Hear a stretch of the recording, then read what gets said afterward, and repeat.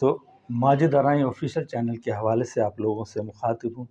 जिस तरह कि हम हर मर्तबा आपकी मुलाकात किसी नई शख्सियत से करवाते हैं या नई लोकेशन की आपको सैर करवाते हैं, तो दोस्तों आज की हमारी जो मेहमान हैं बहुत ही सीनियर आर्टिस्ट डॉक्टर सूफिया साहिबा। तो आज आपकी मुलाकात करवाते हैं डॉक्टर सूफिया साहिबा से। वो अपने बारे में बताएंगी हमें कि उन्होंने कब स्टार्ट किया और अब तक वो क्या क्या कर चुकी हैं और क्या क्या कर रही हैं। अस्सलाम वालेकुम मैडम। वालेकुम सलाम। कैसी हैं आप? मैं बिल्कुल ठीक हूँ, आप सुनाएं कैसे हैं? जी मैं बिल्कुल ठीक हूँ, अल्लाह पाक का बड़ा करम है। तो बहुत शुक्रिया कि आपने हमें टाइम दिया, आपका कीमती टाइम लेने का बहुत शुक्रिया। तो जैसा कि मैंने आपसे अर्ज़ किया, आप अपने बारे में ख़ुद ही कुछ बताएं, क्योंकि मैंने तो आपका मुख्तसर सा इंट्रोडक्शन करवा दिया कि डॉक्टर सूफिया साहिबा बहुत सीनियर आर्टिस्ट हैं। इन्होंने बहुत ज़्यादा काम किया टेलीविज़न पे, बल्कि इन्होंने ना सिर्फ खुद किया बल्कि बहुत सारे लोगों को इंट्रोड्यूस करवाया, नए आने वाले टैलेंट को बहुत काम करवाया इन्होंने। तो बात करते हैं डॉक्टर साहिबा से। डॉक्टर साहब थोड़ा सा लाउड बोलिएगा। जी। ऐसा है कि मुझे सब जब मैं इस फील्ड में आई थी तो बेसिकली मैं एजुकेशन में थी। एजुकेशन से मेरा राब्ता था, मैं वहाँ पर जॉब करती थी, फिज़िकल एजुकेशन में मैंने मास्टर किया हुआ है। और उसके बाद जो शोबिज़ था ये मेरा शौक़ था। जी। मुल्तान से जब मैं आई तो मैं यही शौक़ लेकर आई कि एज़ ए सिंगर मैंने स्टार्ट लिया। फिर आहिस्ता-आहिस्ता मुझे प्रोड्यूसर्स ने कहा कि आप ड्रामे की तरफ आएँ, हालाँकि ड्रामा मेरा जो था ना वो नहीं था, एम नहीं था, मेरा म्यूज़िक था। उसके अलावा टॉक शो किए डॉक्टर यूनुस भट्ट साहब के साथ, उससे पहले दिलदार भट्टी साहब थे, उन्होंने इंट्रोड्यूस करवाया मुझे। ये तो आप बहुत पहले की बात कर रहे हैं। हाँ, 92-93 की 92-93 में ही मैं साहब जो हाँ जी, भट्टी साहब ही मुझे अपने प्रोग्राम में लाए थे। ज़ाहिर है यंग एज में मैं आई थी और मैं उस वक्त टेबल टेनिस की खिलाड़ी थी और हमारी एक टीम आई थी जिसका इंटरव्यू उन्होंने किया था। फिर वहाँ से मुझे थोड़ा सा म्यूज़िक का शौक़ हुआ, मैंने एक गाना भी उस वक्त किया और फिर वो शौक़ मुझे मुस्तकिल यहाँ ले आया। तो काम मैंने स्टार्ट तो 92 से लिया था, लेकिन काम कम किया। उसकी वजह ये थी कि मेरी जॉब थी, गवर्नमेंट जॉब में हमें टाइम नहीं मिलता था। कभी कभार अपना शौक़ पूरा करने हम टीवी आ जाते थे। फिर जब मैं चिल्ड्रन लाइब्रेरी में जॉब शुरू की, इवनिंग क्लासेस शुरू की, तो वो फिर सिलसिला आगे चलता गया, म्यूज़िक का भी और दूसरी एक्टिविटी का भी। मैंने बहुत सा काम चिल्ड्रन लाइब्रेरी में भी किया, वहाँ पर स्पेशल सेक्शन था। फिर उसके बाद एक्टिविटीज़ में जो बच्चों का था, टॉय सेक्शन और दूसरे सब में मैंने काफ़ी काम किया। 12-13 साल मैंने वहाँ गुजारे और गवर्नमेंट जॉब को मैंने 2018 में खैरबाद कह दिया था, क्योंकि हस्बैंड की कुछ बीमारी का मसला था। अब मैं प्रॉपर जो हूँ ना इस वक्त शोबिज़ में हूँ और एज़ ए प्रोजेक्ट इंचार्ज अपना काम करवाती हूँ। मुख्तलिफ जो ड्रामा सीरियल आते हैं कराची से या इस्लामाबाद से, उनको मैनेज करती हूँ, आर्टिस्टों को मैनेज करती हूँ और मेरा एक प्रोडक्शन हाउस है छोटा सा गुलबर्ग में। किस नाम से आपका प्रोडक्शन हाउस है? मेरा प्रोडक्शन हाउस जो बनाया art and culture. Art and culture में हर चीज़ आ जाती है। हम उसमें बच्चों का भी करते हैं, बड़ों का भी करते हैं। फिर उसके बाद उसमें हमने छोटे बच्चों की भी एक्टिंग रखी हुई है। अच्छा। उनको भी हम वर्कशॉप्स देते हैं। कोऑर्डिनेशन का काम करती हैं? कोऑर्डिनेशन का पहले था ज़्यादा, अब नहीं करती। मैं आपसे एक बात कहूँ, बुरा तो नहीं मनाएंगे? जी जी। जो हमारे यहाँ की कोऑर्डिनेशन लोग कर रहे हैं तो वो बाज़ दफ़ा ना बड़ी बद्दुआएं लेते हैं लोगों की, तो पैसे नहीं देते। ऐसा तो नहीं है? नहीं, आप किसी से भी पूछ सकते हैं कि मैंने जितनी देर कोऑर्डिनेशन किया, अभी भी अगर कोई ख़ास लोग आते हैं तो उनको मैं कोऑर्डिनेट करके देती हूँ। कभी किसी का कोई पैसा नहीं रखा। मेरी कोशिश होती है कि मतलब आप पहले उनको बता देती हैं कि भई आपको इतनी पेमेंट मिलेगी, हाँ ये जी, काम है और यहाँ जाना है। बल्कि आपको मैं ये कहूँगी कि मुझे पैसे नहीं मिलते, मेरे पैसे खाए जाते हैं कि एजेंसियाँ लेती हैं और वो जब अप्रूव हो जाता है सारा और उन्हें लाइन अप कर देते हैं, तो वो फिर कहते हैं अच्छा जी हम आपको पेमेंट करेंगे। अभी रिसेंटली मेरे साथ एक ऐसा वाक़या हुआ है कि उन्होंने मुझसे पूरा एग्रीमेंट किया कि जी हम आपको इतनी पेमेंट करेंगे, आपने आर्टिस्टों को खुद देना है, हमें नहीं पता आप क्या देंगी। लेकिन जब काम ख़त्म हुआ, उनका प्रोजेक्ट ख़त्म हुआ, उन्होंने उसी दिन आर्टिस्टों को वहीं पेमेंट कर दी। अब मेरे पैसे तो गए। अब जो मेरे आने थे वो भी नहीं आए और जो आए वो समझे कि बराए नाम थे। बहरहाल उस वक्त से मैंने अभी सोचा कि अब कोऑर्डिनेशन नहीं करनी, मैं अपना ही काम करूँगी और इस वक्त मैं अपना काम कर रही हूँ। इंशाल्लाह अपना अनकरीब अपना प्रोजेक्ट शुरू करने लगी हूँ ड्रामे का। और बहुत से आर्टिस्ट जो हमारे बेचारे अभी तक बैठे हुए हैं, जिनको काम नहीं मिलता, मेरी पूरी कोशिश होगी कि उनको उसमें एडजस्ट किया जाए। आपका अच्छा नाम है, लोगों से आपकी तारीफ़ सुनी है, आप नए टैलेंट को इंट्रोड्यूस करवाती हैं और ये भी एक अच्छा नेकी का काम है, किसी की हेल्प करना, उसमें हेल्प हो जाती है। अगर कोई टैलेंटेड है तो वो आगे भी चला जाता है। बिल्कुल, ठीक है ना? लेकिन अगर सही गाइड किया जाए ना और हमारी जो न्यू जनरेशन उसके ऊपर अमल करे, तो फिर तो ठीक है। अदरवाइज़ यहाँ पर कुछ लोग ऐसे हैं जो मिसगाइड करते हैं, और लड़कियाँ ख़ास तौर पे बेचारी जो होती हैं ना, वो उसका शिकार होती हैं। उन्हें ये होता है कि हम रातों रात जो है ना हीरोइन बन जाएँ, हम रातों रात वो अमीर हो शॉर्टकट जाएँ। के चक्कर में होती वो हैं। शॉर्टकट रास्ता अख्तियार करती हैं और नाकाम होती हैं। अगर वो तरीके से चलें और अपने आप को सेव करके चलें, अपने आप को ये देख के चलें कि हम जिस प्लेटफ़ॉर्म से आ रहे हैं वो सही है। लड़के और ये जो आजकल के लोग हैं, ये तो ज़ाहिर-सी बात है अपना काम निकालने के लिए फिर उनको यूज़ करते हैं। तो ये तो उनकी सोच है। अभी भी एक खातून मेरे पास आई थी कि जी आप मेरी लड़की को बहुत अच्छा काम दें, हमें बहुत पैसा चाहिए, लेकिन आप इनकी इज़्ज़त की हिफ़ाज़त करें। मैंने कहा जी वो मेरा काम नहीं है। ज़ाहिर है जो आई है शोबिज़ में कुछ देखें, सोच के आई है ना। लोगों की नज़र में शोबिज़ जो है ना वो एक फील्ड बुरी समझी जाती है। समझ लेकिन बिल्कुल अफ़सोस की बात है कि बुरे बनाने वाले भी हमारे अपने ही अपनी लोग होते होते हैं। हैं।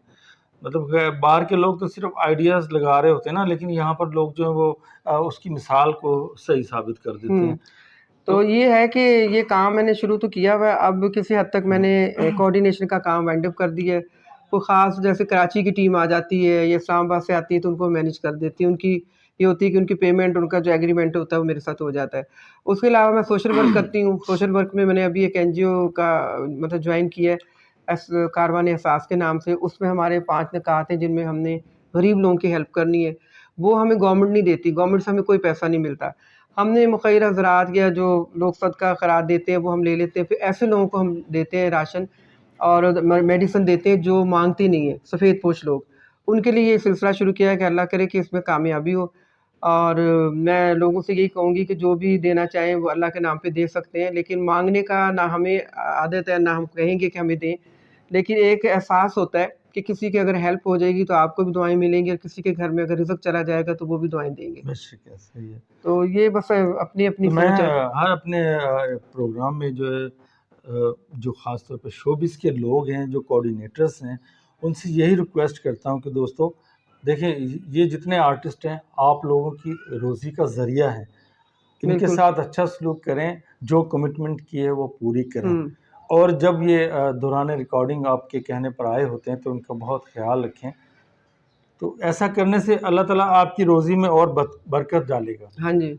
तो मतलब वो ईमानदारी से दें, उनको हाँ, पेमेंट हाँ। दें, उनका जो और सबसे खून-पसीना हाँ, बहता है उसको बिल्कुल। देखें कि सारा दिन बेचारे काम करते हैं हाँ, और शाम को अपने घर कुछ ना लेके जाएँ तो उनको क्या फ़ायदा? बिल्कुल घर में पूछ-गिछ होती है भैया। हुँ, मेरे साथ भी कई दफ़ा ऐसा हुआ है, जब वो रिकॉर्डिंग हो गई तो वो जी आपको पैसे इतने अरसे के बाद मिलेंगे, इतने अरसे के बाद। हुँ, मैंने कहा भाई देखो, आपके बताए हुए टाइम पे हम पहुँचे, आपने हुँ। जो हमें एड्रेस क्या है वो लेकर आए, आपकी लोकेशन पे आए, आपकी मर्ज़ी का टाइम दिया, अपनी वापसी भी ट्रांसपोर्ट यूज़ की। ट्रांसपोर्ट भी यूज़ की। बाज़ दफ़ा ऐसा भी होता है कि हमें डायरेक्टर्स की कुछ हाँ। वो सीन आगे पीछे हो जाएँ तो झाड़ें भी सुननी पड़ती हैं। हुँ, ये सारी बातों के बावजूद फिर आप शाम को जब वो बंदा उम्मीद लगा के बैठा हो, आप कहें नहीं जी वो अभी पैसे नहीं मिले, अभी ये नहीं हुआ, वो नहीं हुआ, तो उस वक़्त आर्टिस्ट के दिल से क्या निकलता है, ये बस आपके नाम के साथ डॉक्टर सूफिया लिखा जाता है। जहाँ भी आपका इंट्रोडक्शन आता है, आपका ज़िक्र आता है, डॉक्टर सूफिया के नाम से आता है। जी। तो आप ये बताएँ, क्या आप एमबीबीएस डॉक्टर हैं या कोई और आपने कोई डिग्री ली हुई है? नहीं, एमबीबीएस किसी नाम के साथ तो लगता है, वो तो ज़ाहिर है, और पीएचडी करते हैं वो भी लगता है। मैंने 4 साल की जो अपनी डिग्री थी वो ली थी मुल्तान से, होम्योपैथिक कॉलेज से। अच्छा, वहाँ पर अच्छा। मिसबा होम्योपैथिक कॉलेज था जहाँ से मैंने 4 साल पढ़ा और वहाँ पर प्रैक्टिस भी की। फिर मैंने लाहौर नूर कॉलेज में आके पढ़ाया। उसके अलावा मैंने डॉक्टर अकबर जन के साथ प्रैक्टिस की। लेकिन अब मैं इसलिए नहीं कर रही कि मैं शोबिज़ की तरफ आ गई, मेरे पास टाइम नहीं होता। लोग मुझे हाँ, पूछते हैं कि जी आप, हालाँकि मैं खुद होम्योपैथिक यूज़ करती हूँ और होम्योपैथिक मेडिसिन को लोग समझते हैं कि ये फ़िज़ूल है, ऐसी बात नहीं है, बेकार नहीं है। कई चीज़ें ऐसी उसमें इफ़ेक्टिव हैं कि जो बहुत कारआमद हैं, और वो बच्चों के लिए, लेडीज़ के लिए बहुत अच्छी हैं। जो गायनी का मसला होता है या बच्चों के जैसे टॉन्सिल्स हैं या बच्चों की कोई ऐसी डिज़ीज़ है जो हल्की-फुल्की, वो उसके लिए बहुत फ़ायदेमंद है। हाई पोटेंसी की दवाइयाँ देने से बाज़ औक़ात बच्चे की ग्रोथ रुक जाती है या उनकी मतलब आगे जो है ना जिस्मानी कोई ना कोई ऐसा डिफ़ेक्ट हो जाता है। लेकिन होम्योपैथी जो है ये बेज़रर है। अगर ये फ़ायदा नहीं देगी तो ये नुकसान भी नहीं देगी, और अगर नुकसान देगी तो फिर फ़ायदा भी देगी। लेकिन नुकसान कभी आज तक होता देखा नहीं। इसमें बहुत से टॉनिक ऐसे हैं जो बहुत मुफ़ीद हैं, बड़ों के लिए भी और छोटों के लिए भी। तो जी। मैं इस नाम से, फिर मेरी आईडी जो है वो डॉक्टर सूफिया ही है, ज़ाहिर है कि नाम के साथ लगता है, और चूँकि मेरे पास उसका बाकायदा डिग्री है, सर्टिफ़िकेट है, तो मेरा बनता है फिर। तो दोस्तों, आप लोगों को ये बात समझ में आ गई होगी कि डॉक्टर साहिबा होम्योपैथिक डॉक्टर हैं। तो जो भी आर्टिस्ट इनके साथ काम करते हैं वो इनसे कोई मशवरा भी कर सकते हैं अपनी सेहत के हवाले से। हाँ, कोई बिल्कुल। होम्योपैथिक मेडिसिन जो है वो भी बहुत ज़्यादा कारआमद होती है, लोगों को फ़ायदा पहुँचाती है। तो डॉक्टर साहबा से आप उस सिलसिले में भी मशवरा कर सकते हैं, बातचीत कर सकते हैं, इनकी कोई फ़ीस नहीं है इस सिलसिले में। तो ये आपको बहुत अच्छा कोई नुस्खा ऑनलाइन भी पूछ सकते हैं। ऑनलाइन भी इनके कॉल करके भी पूछ सकते हैं। तो इसके अलावा मैंने सुना कि आप कोई एनजीओ भी चला रही हैं, उसके बारे में बताएं हमें, कौन सी? हाँ जी, एनजीओ का जो सवाल है, ये 2.5 साल से मुल्तान में इसका आगाज़ हुआ था। उसके चेयरमैन हैं बिलाल साहब, आज बल्कि उनकी मीटिंग भी है। और मैंने ये तकरीबन कोई 3-4 माह पहले ज्वाइन किया है। असल में अपनी एनजीओ बना रही थी, तो उनसे मेरा राब्ता हुआ, तो उन्होंने कहा कि आप मेरे साथ आ जाएं, क्योंकि लाहौर में हमारी इसकी कोई ब्रांच नहीं है। लाहौर में मेरा ऑफिस है जहाँ पर मैंने इसका आगाज़ किया है, और एज ए प्रेसिडेंट मैंने इसको ज्वाइन किया है। वाइस प्रेसिडेंट मिस आपा शनाज हमारी जो है वो है, शानो आपा वो हैं। और उसके बाद आज कुछ लोगों के ओहदे जो उनको देने हैं ताकि वो अपना अपना काम करें। और इसमें ये होता है कि हम गवर्नमेंट से तो कोई हेल्प नहीं लेते, ना अभी तक कोई हमारा ऐसा फ़ंड वगैरह मुकर्रर हुआ है। ये है कि मुखैर हज़रात या जो लोग अपना सदका खैरात देना चाहे वो इस अदारे को देते हैं। उससे हम पैसे इकट्ठे जो होते हैं, तो हम लोगों के घर में राशन या मेडिसन या उनकी ज़रूरियात की चीज़ें वो उनको पहुँचा देते हैं। जो सफ़ेद पोश लोग हैं, मांगने वाले नहीं, मांगने वाले तो खुद बड़ा मांगते हैं, और उनको देने के या उसके कहने की मांगने वालों के पास तो खर्च करने का टाइम नहीं है। आप उनको देखें, वो मांगते ही जा रहे हैं। यकीन करें, हमारे मोहल्ले में एक फकीर आता है जी, और रात के 12 बजे भी मांग रहा होता है, सुबह 8 बजे भी मांग रहा होता है। उसके बाद खर्च करने का टाइम कहाँ है? बाद में ये लोग जब मर जाते हैं तो बोरियां निकलती हैं। बोरियां। एक खातून आई मेरे ऑफिस में कुछ दिन पहले, बड़ी अच्छी मतलब वेल ड्रेस हुई, तो मैंने कहा आप मांगती क्यों है, आप वैसे क्यों नहीं काम करती? कहती जी मुझे 23 साल हो गए मांगते, और मैं इसी प्लाजा में मांगती हूँ। यानी 23 साल से वो गुलबर्ग राजा सेंटर में मांग रही है। तो बाद में उसने अपना प्लाजा बना लिया। बाद में पता चला कि उसने अपना प्लाजा बना लिया। और ऐसा होता है, आप उनके घरों में जाएं, उनके घर में हर वो फैसिलिटी होगी जो हमारे पास नहीं है।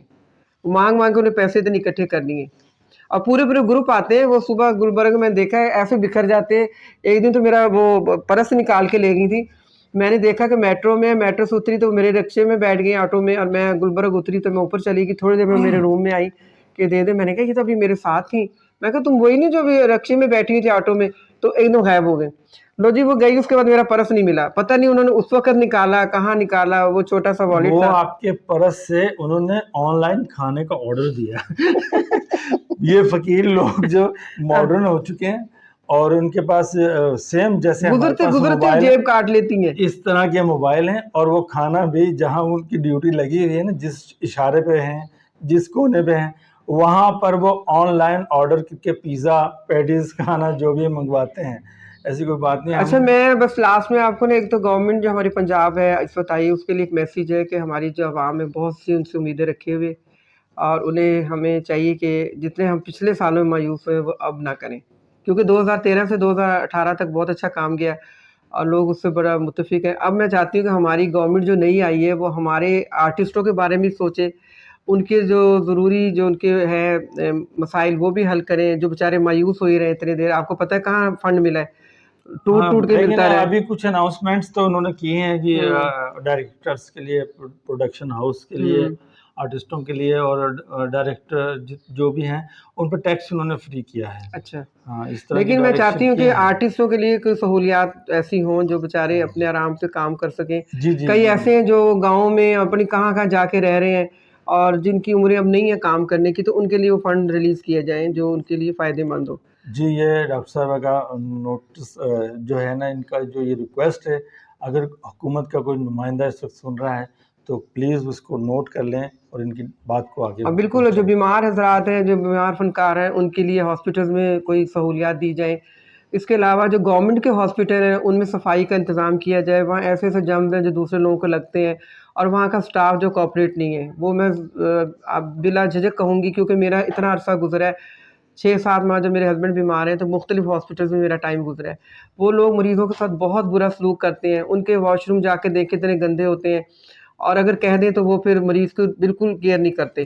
और कितने मरीज़ हैं जो दूसरा उनका जो स्टॉक पड़ा होता है आउट ऑफ डेट वो यूज़ करते हैं, कईयों की डेथ होती है, लेकिन इन चीज़ों को कौन देखे? एमएस वगैरह को तो पता ही नहीं होता कि क्या हो रहा है। देखें, आपने हॉस्पिटल को साफ सुथरा देखना हो तो जब किसी वज़ीर का या किसी गवर्नमेंट का जो अहदेदार बंदा उसका विजिट जब हो हॉस्पिटल में, तो उस वक्त जाके आप हॉस्पिटल देखें कैसा। हाँ जी, नहीं गवर्नमेंट का हॉस्पिटल्स को साफ सुथरा होना चाहिए और मरीजों के लिए सहूलियात होनी ये चाहिए। सिर्फ उस वक्त साफ सुथरा करते हैं।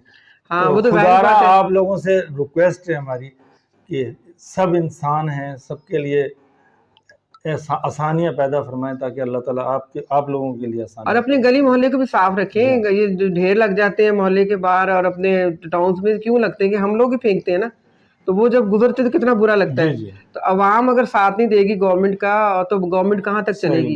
एक तो ये मैसेज है, दूसरा ये कि जो भी हमारी अवाम है वो पूरा कोऑपरेट करे, और ख़ास तौर पे जो गवर्नमेंट हमारी आई है उनसे हमें बहुत सी उम्मीदें हैं। वो हमारे फ़नकारों के लिए, हमारे फ़नकार जो आर्टिस्ट बीमार उनके लिए ज़रूर सोचें। जी थैंक यू। जी डॉक्टर साहब, बहुत शुक्रिया, आपने इतना कीमती वक्त हमें दिया। और नए आने वाले जो टैलेंट है आपसे तो बहुत ज़्यादा लोगों की मुलाकात होती है, तो उनके लिए कोई पैगाम देना चाहेंगे? जैसे कि नौजवान लड़के हैं जी, उनके वालिदैन की तरफ से उनके घरेलू कुछ जिम्मेदारियां होती हैं, कुछ माँ बाप ने उनको एजुकेशन के लिए हाँ जी उम्मीदें लगाई होती हैं कि मेरा बेटा पढ़ लिख के ये बनेगा, तो उनको आप क्या कहेंगे कि आया वो अपने माँ बाप की जो उम्मीदें हैं उनको भी मद्देनजर रखें? देखिए ये जो आर्ट है ना, आर्ट एक शौक की हद तक तो ठीक है। अगर आपने इससे पैसा कमाना है तो पहले अपनी एजुकेशन कंप्लीट करें। एजुकेशन मस्ट है। एजुकेशन अगर आपके पास आएगी तो आप हर काम कर सकते हैं। ये मुस्तकिल रोजगार उस सूरत में है जब आप आ गए, आपने नाम बना लिया, लोग आपको अपनी ज़रूरत समझने लगे, उस वक्त तक आपको कुछ ना कुछ करना चाहिए अपने घर के लिए, अपने बहन भाइयों के लिए, अपने पेरेंट्स के लिए। और अगर आप अभी स्टूडेंट हैं, पढ़ रहे हैं, तो तालीम को मुकम्मल करें, उस पर फोकस रखें, और बेशक इस फील्ड में भी आए लेकिन उस पर फोकस रखें ज़्यादा। हाँ, तालीम कभी भी ना छोड़ें, तालीम कभी रायगा नहीं जाती। आपकी जितनी भी एजुकेशन होगी हर जगह आपको उससे फ़ायदा होगा। दूसरे जो नए आर्टिस्ट आने वाले हैं, मेल फीमेल गर्ल्स बॉयज़ जो भी हैं, उनको मैं एक बात ज़रूर कहूँगी कि सीनियर आर्टिस्ट की आप रिस्पेक्ट करें। हाँ बिल्कुल, जहाँ भी आप देखते हैं आप उन्हें झुक के मिलें, झुक के ना भी मिलें, आप उन्हें सलाम ज़रूर करें। मैंने देखा है कि सीनियर आर्टिस्ट आता है तो जूनियर ऐसे बैठे होते हैं जैसे वो जानते नहीं, सलाम करना भी गवारा नहीं करते। वो समझते हैं कि शायद हम ही सब कुछ है। और अच्छे तरीके से काम करें, ईमानदारी से काम करें, शॉर्टकट कभी यूज़ ना करें। अगर आप शॉर्टकट यूज़ करेंगे तो आप कभी भी कामयाब नहीं हो सकते। फिर वो दिहाड़ीदार आर्टिस्ट होते हैं कि सुबह आए, शाम को 500,000 लिए और चले गए। अगर अच्छा आर्टिस्ट बनना है तो मेहनत करें, वर्कशॉप्स करें, अपने जो डायलॉग डिलीवरी उसकी प्रैक्टिस करें, ताकि डायरेक्टर को कभी ये कहना ना पड़े कि ये कहाँ से आया है, इसको कौन लाया है। तो वो फिर जो लाने वाला होता है वो शर्मिंदा होता है। तो अपनी मेहनत करके अपना मुकाम बनाने के लिए ये बहुत ज़रूरी है कि अपनी मेहनत करें, अपना काम करें और बड़ों की इज़्ज़त और रिस्पेक्ट करें। Thank you. जी, रिस्पेक्ट बहुत ज़रूरी है सबकी, यानी कि बड़ों की, बल्कि आपके जो हम उम्र हैं, आपसे छोटे हैं, सबकी रिस्पेक्ट करें। अगर आपका रवैया गलत है तो वो आपकी फैमिली की अक्कासी करता है, ये ज़हन में रखिएगा।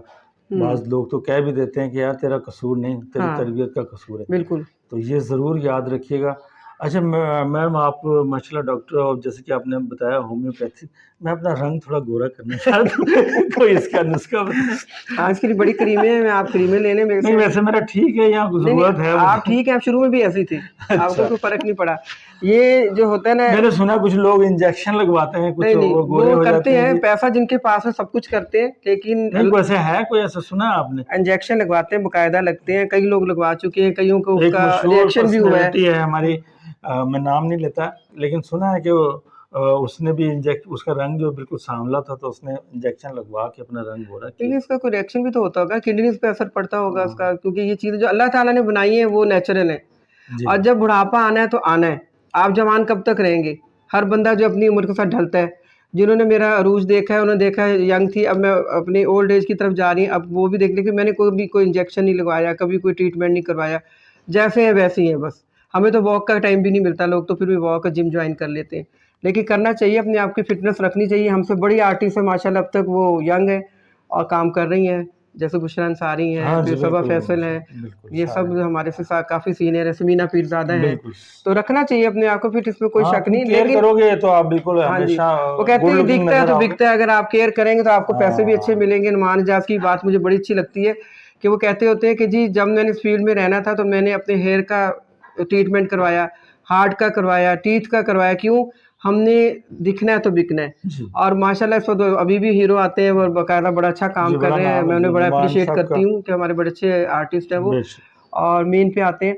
तो इसी तरह सबको जो है ना फॉलो करना चाहिए, लेकिन अच्छे तरीके से, और गलत तरीका अख्तियार ना करें, शॉर्टकट ना इस्तेमाल करें। ख़ासतौर पे लड़कियाँ बड़ी जल्दी शॉर्टकट पे जाती हैं और गैर ज़रूरी लोगों के पीछे लग जाती हैं, जिनका ताल्लुक भी नहीं होता शोबिज़ से, जी उनके साथ घूम रही होती है। फिर वो पर्दे से पीछे चली जाती, पर्दे के आगे नहीं आती, वो घूम घूम के उधर ही कहीं घूम जाती हैं। ये बात बहुत इन्होंने अहम की है, इसको नोट कीजिएगा सब दोस्त जितने भी हैं बिल्कुल यंगस्टर्स, कि ख्वाह राइट, वो मेल हो या फीमेल हो, हाँ जी, सबके लिए ये बात। सबके लिए कि आप शॉर्टकट ना यूज़ करें, गलत रास्ता ना यूज़ करें। आप डायरेक्ट डायरेक्टर से मिलें, डायरेक्टरों को आप कहें कि जी हमने काम करना। आप हाँ, जब कोऑर्डिनेटर मेहनत इधर उधर के ढूंढते मेहनत हैं, करें और हाँ अपने जी, अंदर कॉन्फिडेंस पैदा करें। बिल्कुल, ठीक है और बोलने की प्रैक्टिस ज़रूर करें। जी जो डायलॉग डिलीवरी हाँ होती है ना, बहुत ज़रूरी होती है।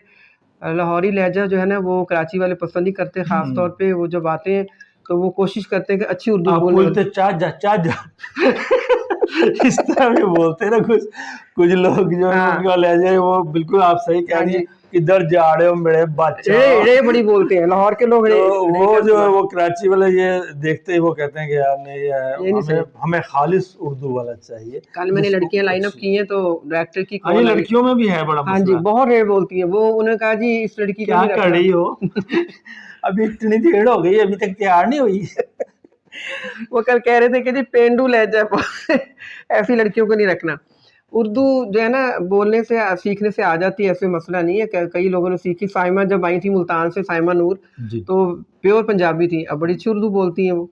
अच्छा, मैंने तो सुना वो पख्तून है। नहीं नहीं, अच्छा मुल्तान से आई थी। आसिया और ये सारे जो हैं एक ही फैमिली थी इनकी, ये अंजुमन वगैरह। आसिया की भांजी है या क्या, बेचारी को तो अच्छा फौत अच्छा हो गई। लेकिन मुल्तान का तो सराइकी लहजा है ना। सराइकी जब मुल्तान से लाहौर आते हैं या कराची जाते हैं तो उनको उर्दू बोलने का इशू होता है। तो कोशिश तो करते हैं, उर्दू हमारी भी इतनी अच्छी जी नहीं, हाँ, लेकिन हम बोल लेते हैं।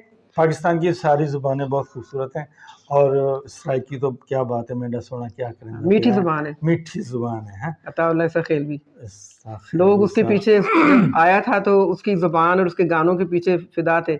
अब फिर दोबारा से कर रहे हैं काम तुसा माशाल्लाह। को मान वतना था हाँ, असा यार परदेसी। बिल्कुल।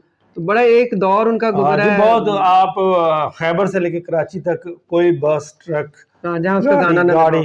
तकरीबन हर जगह पर अताउल्लाह जिसको इशा इश्क में खैलवी नाकामी साहब। होती थी, अताउल्लाह ऐसा खेल के गाने सुनता था। इश्क में हम तुम्हें क्या बताएं किस किस कदर कदर चोट चोट खाए खाए हुए हैं। हैं, बिल्कुल इसी तरह। वो उनकी बड़ी अच्छी लाइन थी वो कहते हैं कि वो लहद अपनी मट्टी से कह दे दाग लगने ना पाए कफन को। बिल्कुल, आज ही हमने बदले हैं कपड़े और आज ही हम नहाए हुए हैं। तो ये इस तरह की कुछ उनकी मैंने शायरी भी थी। टीवी पे अताउल्लाह के गाने से आगाज़ किया था फर्स्ट सराइकी, अच्छा जब मैं आई थी और मेरा अच्छा, कोई इंटरव्यू। गाना तो सुनाए थोड़ा सा, आपने म्यूजिक का भूल-भाल जिक्र गए। किया है। कोई बात नहीं, ऐसे मेरी आवाज कौन सी अच्छी, मैंने भी सुना ही दिया ना। हुँ, ऐसे कोई थोड़ा सा गुनगुना दे उर्दू, पंजाबी कोई भी। जो आपको आता है, बंगाली सुना दे। हुँ।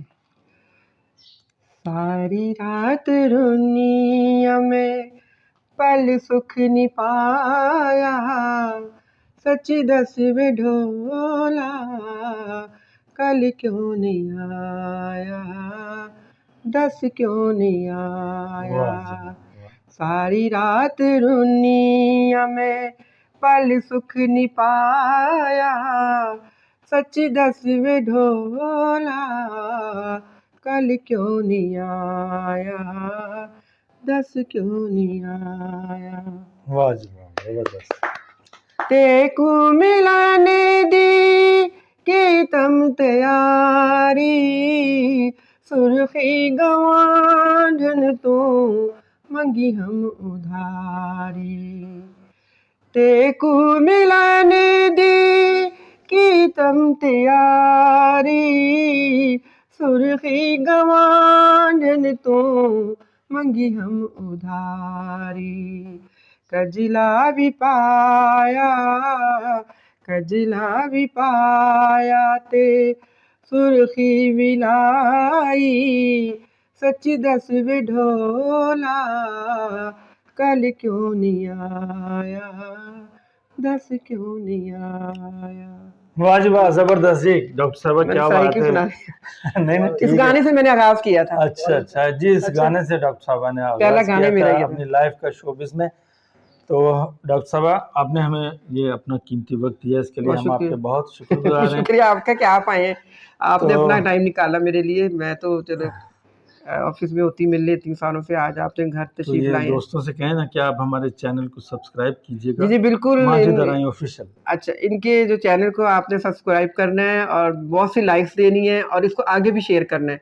जितने आपके दोस्त हैं उन सबको शेयर करें ताकि इनको उसका जो है बेनिफिट मिले और ये कामयाब हो। हमारी बहुत सी दुआएं, बहुत सी विशेष मजीद वाइन साहब के साथ। Thank you very much. जी दोस्तों, अगर हमारी ये वीडियो आपको पसंद आई हो तो इसे लाइक कीजिएगा, शेयर कीजिएगा और हमारे चैनल को सब्सक्राइब कीजिएगा। बहुत शुक्रिया। इंशाल्लाह आप हमारे चैनल को देखते रहें। नेक्स्ट वीडियो के साथ आपसे फिर मुलाकात होगी इंशाल्लाह। अस्सलाम वालेकुम। Thank you very much. अस्सलाम वालेकुम। हमारे चैनल को लाइक करें, सब्सक्राइब करें। बहुत शुक्रिया।